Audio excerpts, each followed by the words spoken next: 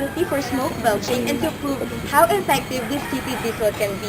The jeepney driver starts his engine and we will see how bad the smoke of this jeepney can be. Okay.